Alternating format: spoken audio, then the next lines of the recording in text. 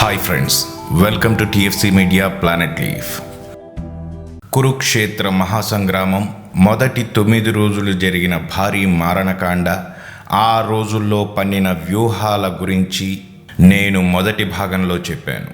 ఈ రెండవ భాగంలో 9వ రోజు తరువాత కురుక్షేత్ర యుద్ధం ఏ విధంగా మలుపు తిరిగింది, మిగిలిన 9 రోజులు జరిగిన మహాయుద్ధాన్ని, ఆ యుద్ధంలో కోల్పోయిన మహావీరులు, ఇరు పక్షాల వారు పన్నిన వ్యూహాల గురించి చెప్పబోతున్నాను.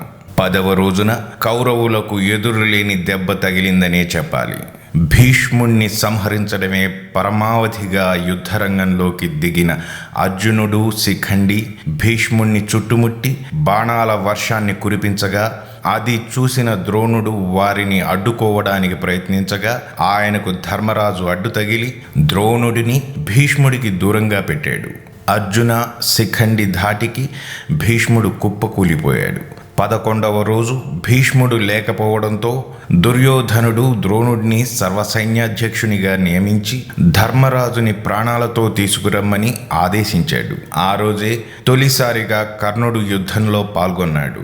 ద్రోణుడు ధర్మరాజే లక్ష్యంగా శకట వ్యూహంతో ముందుకు సాగగా, దానికి అర్జునుడు క్రౌంచ వ్యూహంతో ద్రోణుడికి అడ్డు తగిలాడు.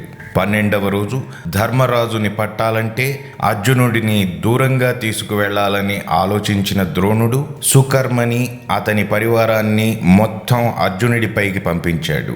అయితే అర్జునుడు సుకర్మ పరివారాన్ని మొత్తం సంహరించాడు. కానీ ద్రోణుడు ధర్మరాజుని పట్టాలనే ప్రయత్నం మాత్రం విఫలమైంది. ఆ రోజు కౌరవులు గరుడ వ్యూహాన్ని అవలంబిస్తే పాండవులు మండలార్ధ వ్యూహాన్ని అనుసరించారు. 13వ రోజు పాండవులు శోకసంద్రంలో మునిగిపోయారని చెప్పాలి. అర్జునుడి కుమారుడైన అభిమన్యుడు పద్మవ్యూహంలో వీరమరణం పొందాడు. ద్రోణాచార్యుడు పన్నిన పద్మవ్యూహాన్ని ఛేదించగల సమర్థులు కేవలం అర్జునుడు, అభిమన్యుడు మాత్రమే. అయితే అభిమన్యుడికి పద్మవ్యూహం ఛేదించి లోపలికి వెళ్ళడం వచ్చు కానీ బయటికి రావడం తెలియదు.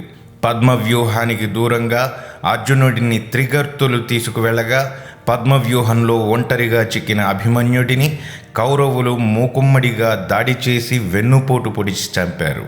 14వ రోజు అర్జునుడు స్వైర విహారం చేశాడు. తన కొడుకుని వెన్నుపోటు పొడిచి చంపిన జయద్రథుని సూర్యాస్తమయంలోగా చంపుతానని శపథంబూని అతడిని చంపడానికి ముందుకు సాగాడు. అర్జునుడిని అడ్డుకునేందుకు ద్రోణ, దుర్యోధనులు శకట, పద్మ, సూచి వ్యూహాలను అర్జునుడి ముందుంచారు. అయినా ఆ వ్యూహాలన్నింటినీ ఛేదిస్తూ అర్జునుడు జయద్రథుని దగ్గరకు వెళ్ళేసరికి సూర్యాస్తమయం కావస్తోంది.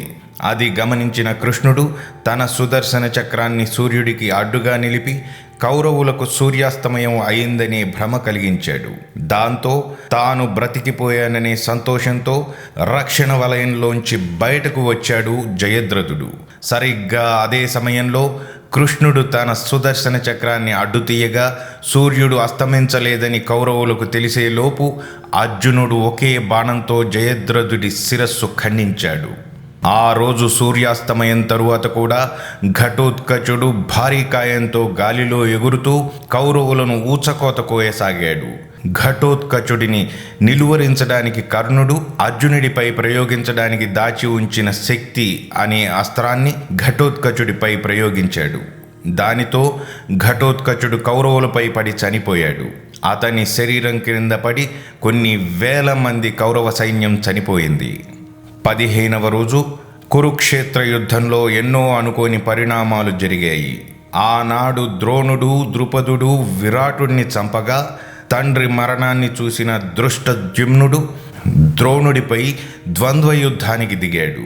ద్రోణుడిని ఓడించడం అంత సులువు కాదని తెలిసిన కృష్ణుడు ధర్మరాజుతో, "ఓ ధర్మరాజా, ద్రోణుడిని హతమార్చడం అంత తేలిక కాదు. ద్రోణుడు కేవలం పుత్రవాత్సల్యానికే లొంగుతాడు. కావున అశ్వత్థామ చనిపోయాడు అని చెప్పడమే దానికి తరుణోపాయం" అని చెబుతాడు. అసత్యము పలుకడానికి ఇష్టపడని ధర్మరాజు అశ్వత్థామ హతః అని గట్టిగా పలికి కుంజరః అని మెల్లగా అన్నాడు. ఆ వార్త వినగానే ద్రోణుడు అస్త్రములు అన్నీ వదిలేసి నేలపై పడిపోయాడు. అదే అవకాశంగా భావించిన దృష్టద్యుమ్నుడు తన కత్తితో ద్రోణుడి తల నరికి చంపాడు. ఆయన మరణం కౌరవులకి కోలుకోలేని దెబ్బ తగిలినట్లయింది.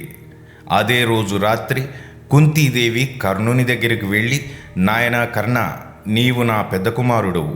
కొన్ని అనివార్య కారణములచే ఈ విషయం ఎవ్వరికీ చెప్పలేకపోయి తిని.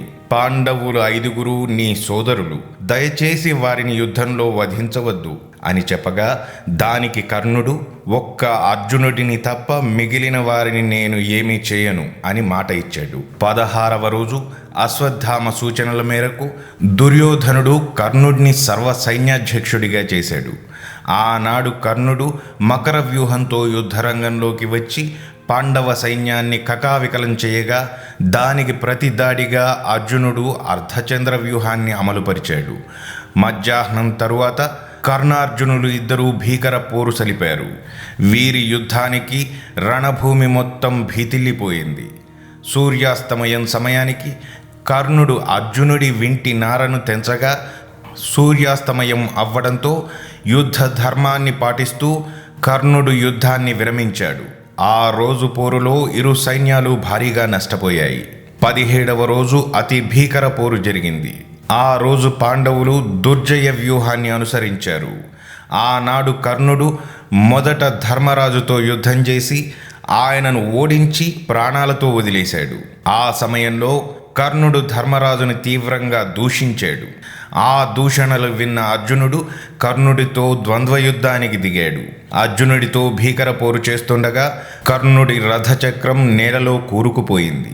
అదే అదనుగా చూసి అర్జునుడు అంజలికం అనే అస్త్రంతో కర్ణుడి తల నరికేశాడు.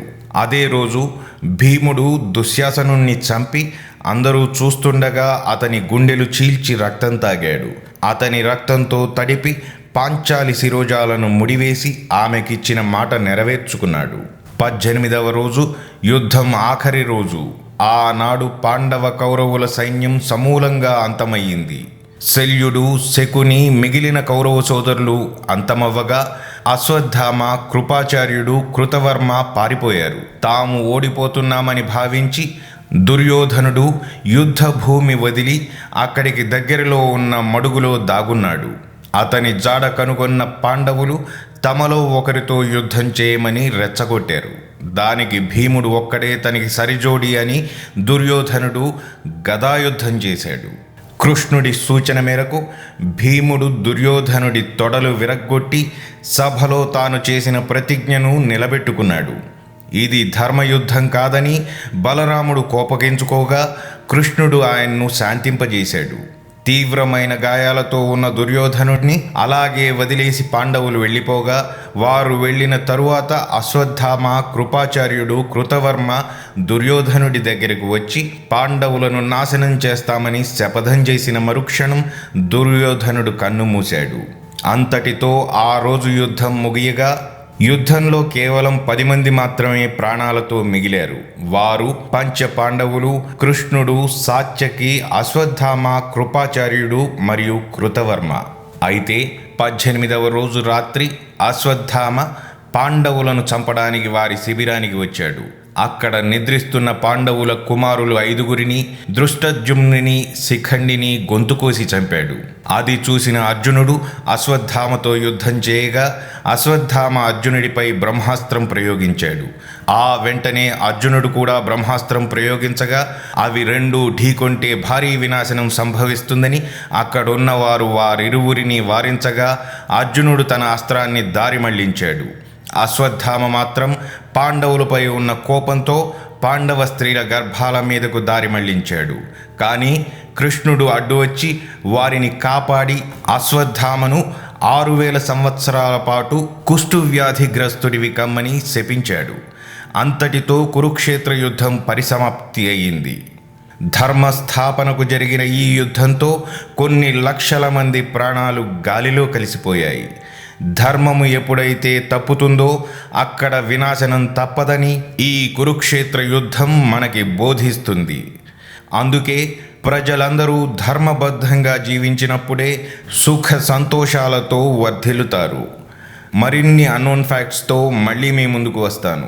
మరి ఆ వీడియోస్ మిస్ కాకుండా ఉండాలంటే మా ఛానల్ని సబ్స్క్రైబ్ చేసుకోవడం మాత్రం మర్చిపోకండి.